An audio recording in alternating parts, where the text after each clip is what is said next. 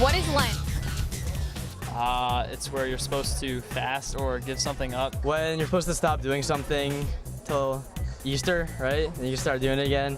It's a period of time where you give up something that you don't really want to give up. So you have to sacrifice something that you like or love the most. When you do a month of sacrificing a certain thing that you really enjoy. Like when you give up something for a certain amount of time. But you can't eat meat every Friday, I believe.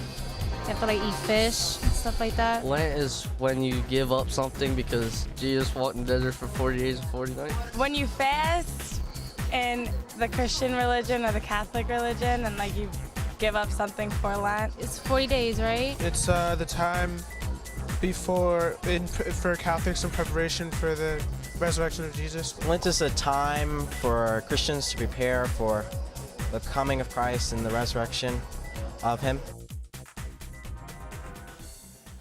There is a routine when it comes to Lent. You know it. There seems to be a common approach similar to that of a New Year's resolution, simply with religious motivation. It's like a Catholic New Year's. Usually it's a time to give something up. People commonly ask, what are you giving up for Lent? Usually on Ash Wednesday morning, we decide what we're going to give up. That is not necessarily a lot of thought that goes into that. Often people give up the same things year after year, like soda, fast food, chocolate, or even Facebook. But there is a deeper meaning to the 40 days of Lent. It's an opportunity to grow even closer to God and make positive changes in our life that can last beyond the 40 days. Lent.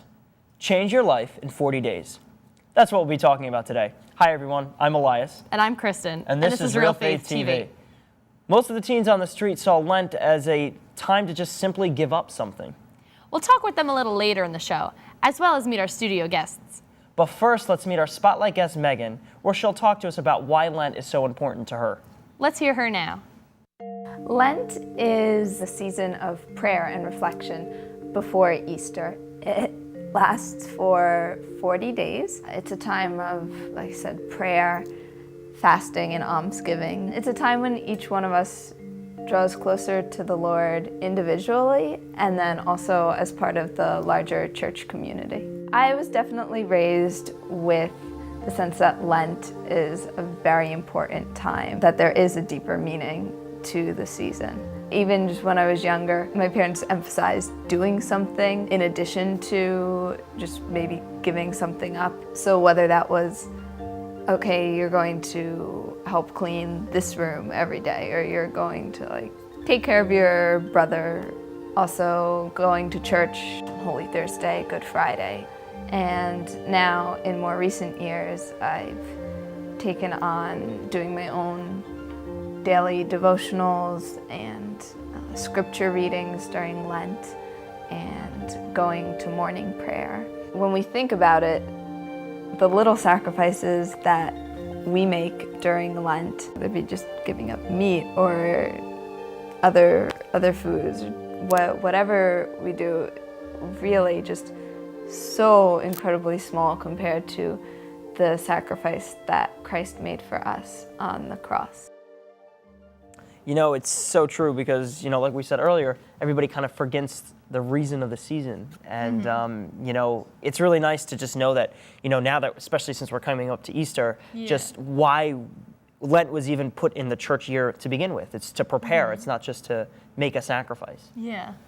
Well, let's see what our studio guests have to say on this topic. Okay. They are Dan, Joelle, Jackie, Mary, Vince, Phil, and Catherine. So what is Lent and how is it important? Well, Lent is a time for us to look into ourselves and to reflect about our relationship with God.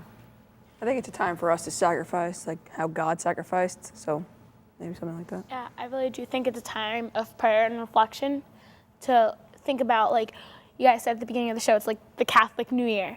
And for New Year's, you make a New Year's resolution and you say, this is what I'm going to do and this is how I'm going to do better. Yeah, it's definitely a time of meditation, of growth. You want to see how you've grown closer to God, how you've grown in relationship to other people, you know, and maybe if you're rougher in some relationships with people, take some time during Lent to grow closer to them rather than go apart from them. Lent for me is a time of introspection and reflection on not only yourself, how you've grown closer to God, but I know I reflect on how I've become with my family and the relationships I share with those I love.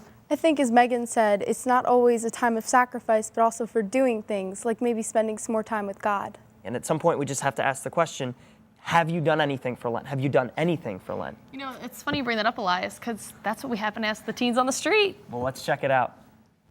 Do you have anything or have you done anything for Lent? Not recently. Actually, as a child, I used to give stuff up. One of my favorite things is chocolate, and I gave up chocolate. I drink a lot of soda and stuff, and it's not really good for me. So during Lent, I try not to drink soda. I put aside carbonated stuff. I got in the habit of putting it aside, and I really haven't been a big soda drinker since then. I tried a couple of times, like I gave up food or whatever, gave up like TV. Didn't really work out that well. My parents do, but not me. They give up sweets and certain kinds of meat. I know my family did, I didn't. They gave up like meat and stuff, like they can only eat like certain stuff on Friday. Every year I do something for Lent. I've tried, but I haven't really been successful.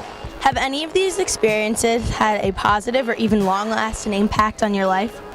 Yeah, now I basically don't eat chocolate at all. I don't drink sodas anymore, and it does kind of give a person a sense of sacrifice. Some of my Lent experiences, like not drinking soda, not a lot of cavities ever since then. I stopped cursing one time, and so that like slowed my cursing down a lot. What I usually give up is TV, and after that I don't watch TV anywhere nearly as much as I used to.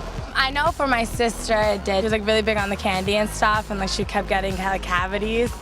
I guess that's an impact on her life because she doesn't even eat all that stuff anymore. My teacher this past year, she tried to get us to pray more during Lent. It had a profound experience. I had this CCD teacher, you know, like religious education, who'd be like, don't give anything up for Lent, but you should just be nicer to everyone. I think that had an impact because it's like, you know, you're showing that you care rather than like, you know, giving up candy or something like that. All right, don't laugh, but the funniest thing I've ever given up for Lent, and the most difficult thing, mind you, has been popcorn. Every time I wanted to eat popcorn, but I didn't, it kind of reminded me of why I gave it up in the first place, which was preparing for the resurrection of Christ. I mean, how about you guys? Have you given up something for Lent or done something in the spirit of the season? Well, actually, this past year, I gave up Facebook for Lent. Because, like, I knew I was spending too much time on it. I mean, like, it's really easy to just, like, sit there and, like, on Facebook for hours. When Lent was over, like, lately I've just been spending maybe 10 minutes a day on it. And, like, I realized I don't really need it, and it's not that important. A few years ago, I gave up coffee, and you were the one who convinced me to do it. And it was tough. It was harder, because each day someone was like, you want a cup of coffee? Do you want a cup of coffee? And I was like, no, I got to do this, I got to do this. And it was more like pride, like my pride was keeping me going. But by the end of it, I was like, I was at peace, but I was like, I'm really happy I did that, because like I was strong.